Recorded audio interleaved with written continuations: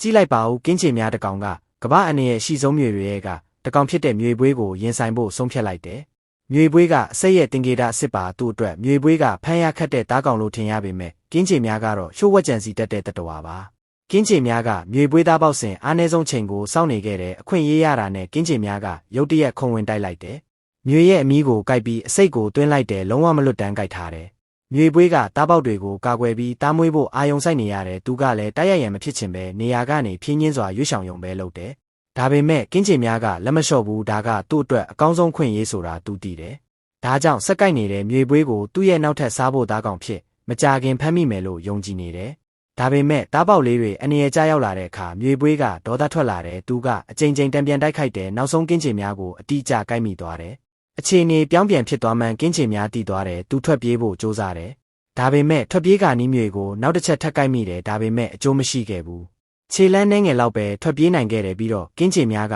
လုံးဝရက်သွားတယ်။